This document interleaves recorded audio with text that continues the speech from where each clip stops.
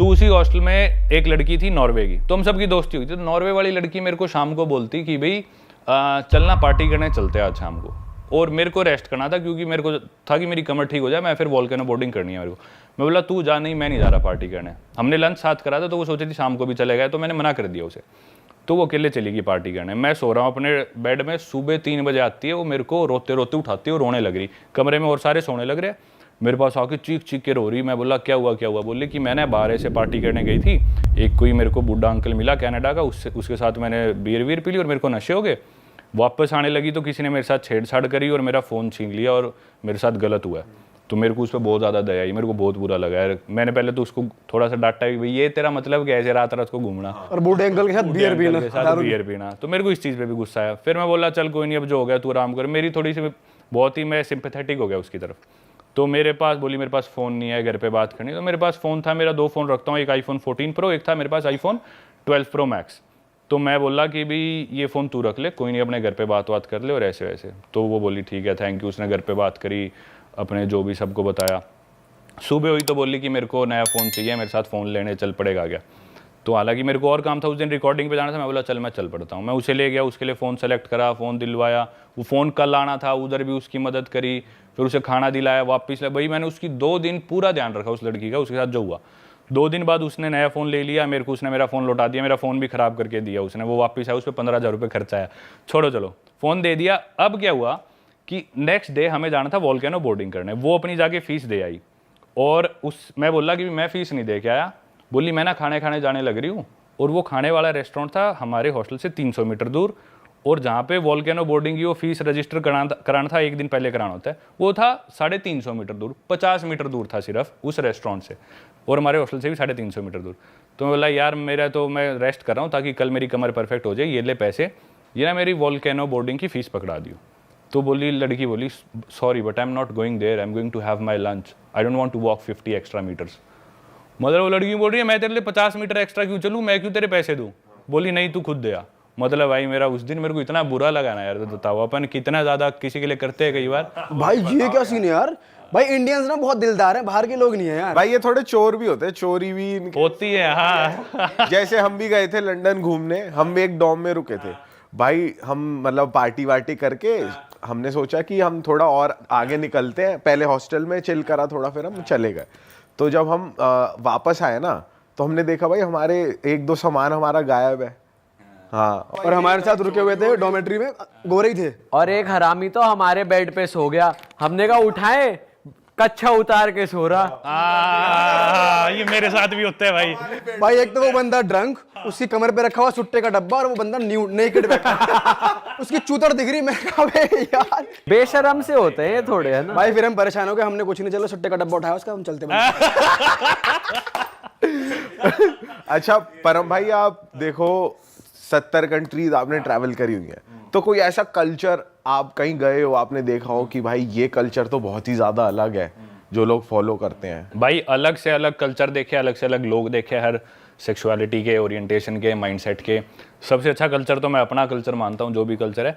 पर क्या है ना, हर कल्चर में अच्छाइयाँ देखो जो भी है।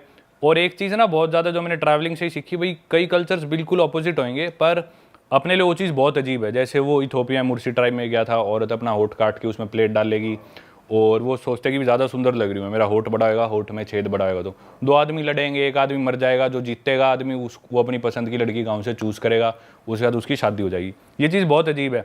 पर ना हम उधर देखने गए हैं, उनके पास गया हूँ, तो मैं जाके बोलूँ भाई ये क्या कर रहे हो, अजीब है। वो चीज़ मैं गलत मानता हूँ क्योंकि मैं गया ही क्यों वहाँ पे। एक तो दूसरी चीज़ ना, जैसे अपने अंदर अरेंज्ड मैरिज का कॉन्सेप्ट बहुत नॉर्मल है इंडिया में। यही बात आप किसी गोरे को बता दो, कोई ये क्या मतलब, ये क्या कल्चर हुआ तुम्हारे, घर वाले कैसे तुम्हारा पार्टनर डिसाइड कर देंगे।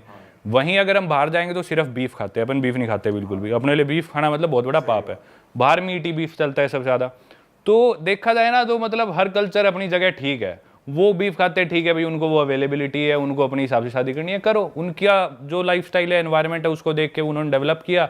हमारे कल्चर अपनी जगह। तो भाई अजीब वगैरह होती है, सारी तरह के लोग देखे, ओपन मैरिजेस देखी है, और कई 70 साल के लोग हैं, कभी शादी नहीं करी, बहुत खुश है, पर ज़्यादातर ऐसे होते हैं डिप्रेशन में है। तो सारी तरह के लोग देखे हैं, सब चीज़ें अपनी जगह, वो ठीक है अपनी जगह, अपन ठीक है। भाई आपने टर्म बोला ओपन मैरिजेस, ये क्या चीज़ है और ये कैसे प्रैक्टिस करते हैं? ओपन मैरिज होती है भाई जब आपकी शादी होगी, but then you're still looking for new sexual partners, मतलब पति भी और पत्नी भी। तो आप चाहे शादी हो चुकी, हम एक दूसरे से कमिटेड है। जो इमोशंस है वो हम सिर्फ पति पत्नी आपस में शेयर करेंगे, उसके अलावा जो भी नीड्स है वो हम बाहर सीख कर सकते हैं किसी और पार्टनर से।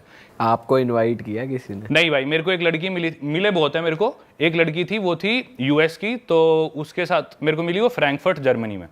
तो उसके साथ ऐसी बात चल पड़ी, तो मैं बोला कि भाई अच्छा कौन कौन है घर में, किसके साथ रहती हो? तो बोली I live with my nesting partner. Nesting partner, मैं बोला वो क्या होता है? बोली नहीं, नेस्ट मतलब हमारा घोंसला, और मेरे घोंसले में जो मेरा पार्टनर रहता है वो, तो हम उसे नेस्टिंग पार्टनर बोलते हैं। तो मैं बोला इजंट ही योर हस्बैंड और योर बॉयफ्रेंड? बोली no, he is my nesting partner. मैं बोला ऐसा क्यों?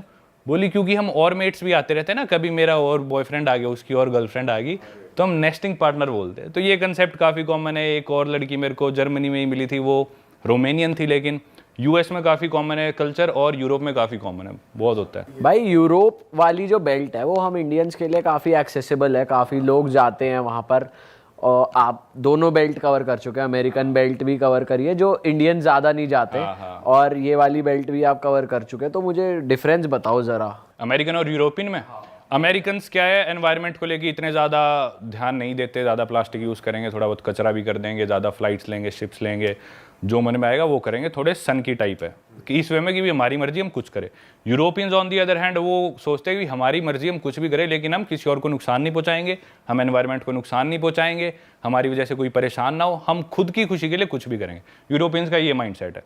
तो उनको जो भी करना होगा ना, वो कहेंगे कि नहीं हम प्लेन्स नहीं लेंगे, एनवायरनमेंट को नुकसान पहुंच रहा है, जो CO2 एमिशन होती है बहुत ज़्यादा होती है, हम शिप्स नहीं लेंगे, हम क्रूज़ नहीं लेंगे, हम कचरा नहीं फेंकेंगे।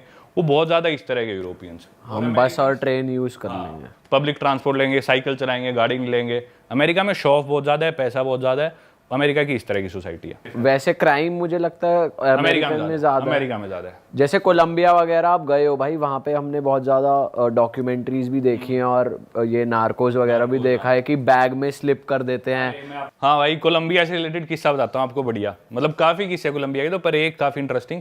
कोलंबिया एक कंट्री है साउथ अमेरिका कॉन्टिनेंट में, उसकी एक सिटी है मेदेजीन। स्पेलिंग में उसमें डबल एल आता है, मेदेलीन होता है, लेकिन कोलंबियन स्पेनिश में ल को ज बोलते हैं, तो मेदेजीन वो शायद उसकी मेन सिटी है ना उस कंट्री। मेन कैपिटल तो बोगोटा है, पर मेन सिटी टूरिस्ट ज़्यादा मेदेजीन में आते हैं, शायद बोगोटा से ज़्यादा आते हैं। वहाँ के कुछ फेमस सिंगर्स वगैरह भी है, मालूमा वगैरह, ये सब वहाँ के हैं। हाँ, पर Pablo Escobar was from Medellin as well. तो उस सिटी में भाई, वो सिटी ना यूँ माना जाता है कि पूरे अमेरिकाज की या वर्ल्ड की भी सबसे सुंदर लड़कियां माना जाता है वहाँ की है। सबसे ज़्यादा ड्रग्स जो भी है, कोकेन सारी कोलंबिया से आती है, उसका बेचना और कंट्रोल वो सारा मेदेजीन में होता है, सारी चीज़ें वहीं पे।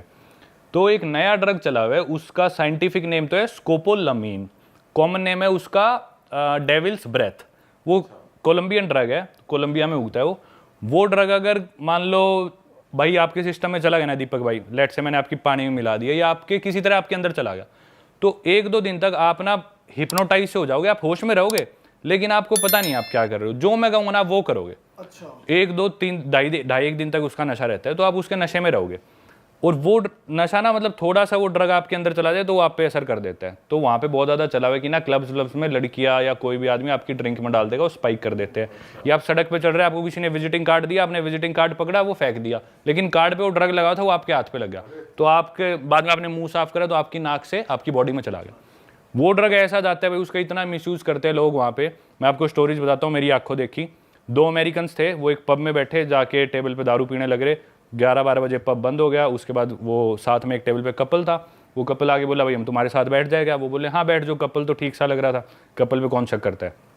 3 दिन बाद उनकी नींद खुली अपने अपार्टमेंट में। वो अमेरिकन्स थे, काम करते थे मेदेजीन कोलंबिया से। अपने अपार्टमेंट में ज़मीन में सो रहे थे, उनका फर्नीचर बेड वेड सब गायब। सिक्योरिटी के पास गए, भाई हमारा सामान गया। बोले अरे आपके दोस्त ले गए, आप ही तो रखवा रहे थे गाड़ी में। बोले कैसी बात कर रहे हो। उन्होंने वीडियो फुटेज दिखाई, वो खुद उठवा के अपना फ्रिज सामान रखवा रहे। अरे वाह, आपने ये वीडियो यहाँ तक देख ली भाई, तुमने हमारी मेहनत सफल कर दिया। तुम ही लोग हो असली रियल हिट। और अगर आपको बहुत मजा आ रहा है ऐसी क्लिप्स में, ऐसी वीडियोस में, तो फटाफट जाइए प्लेलिस्ट पे, बिंज वॉच कीजिए, सारी वीडियोस देख डालो और मौज काटो। That is it. हम मिलेंगे नए पॉडकास्ट में, नए क्लिप में। Till then bye bye, see you, take care, do subscribe.